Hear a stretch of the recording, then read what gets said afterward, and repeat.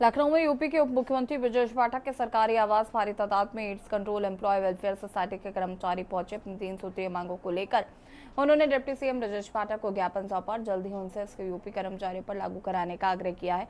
UP के 75 जिलों में 25 साल से स्वास्थ्यकर्मी के रूप में सेवा दे रहे AIDS control employ welfare society के सैकड़ों कर्मचारी आज लखनऊ के हजरतगंज स्थित यूपी के उप मुख्यमंत्री ब्रजेश पाठक के आवास पहुंचे।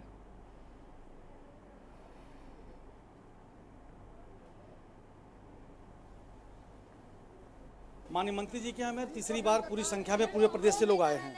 हमारी 2 मांगे हैं बस। पूरे देश में कुछ राज्य जो हैं अपने 20% एक्स्ट्रा वो दे रहे हैं। हमने बस छोटी सी मांग रखी है कि उन्हीं के तर्ज पे हमें भी 20% एक्स्ट्रा दिया जाए। साथ ही साथ हमें जॉब सिक्योरिटी दी जाए, क्योंकि हम एक ऐसे कार्यक्रम में काम कर रहे हैं जो देश हित में है, समाज हित में है। जिसको समाज अलग कर देता है उसको हम गले लगाते हैं। ऐसे प्रोग्राम में हम काम कर रहे हैं। तो बड़ी छोटी सी मांग है हमारी प्रदेश सरकार से और माननीय उप मुख्यमंत्री जी से कि हमारी 20% एक्स्ट्रा जो और प्रदेश दे रहे हैं और हमारी जॉब सिक्योरिटी दी जाए हमको।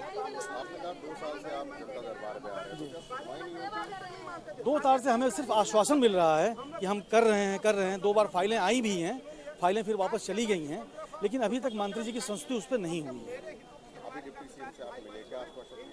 डिप्टी सीएम साहब ने वही कहा कि मैं कर रहा हूँ, उस पर मैं करूँगा। बस यही आश्वासन पिछली बार भी मिला था, अब भी मिला है। 3 बार भी इसमें हम आ रहे हैं और आश्वासन लेके जा रहे हैं। ये अभी हमारे सारे कर्मचारी नहीं आए हैं, ये सिर्फ हमारे प्रदेश के अध्यक्ष लोग हैं, जिले के अध्यक्ष लोग हैं, जिले के महामंत्री लोग हैं, जिले के उपाध्यक्ष लोग हैं। बस इतने पदाधिकारी बस आए हैं। हमारी जो है डिमांड कुछ है जो कि हम लोग पिछले 22 सालों से कार्य कर रहे हैं, ऊपर से भी लोग कर रहे हैं।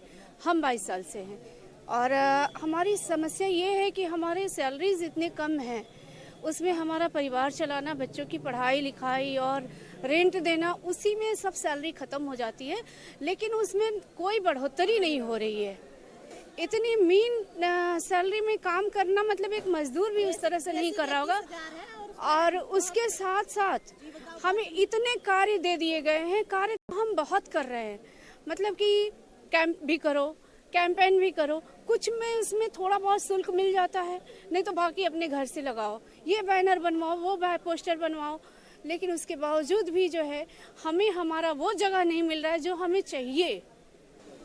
राज्य सरकार से हमारा ये अनुरोध है कि हमें और अन्य राज्यों में जैसे मिल रहा है 20% अतिरिक्त जो शुल्क मिलता है अन्य राज्यों में, जैसे दिल्ली है, राजस्थान है, छत्तीसगढ़ है, मध्य प्रदेश है, वहाँ पे मिल रहा है।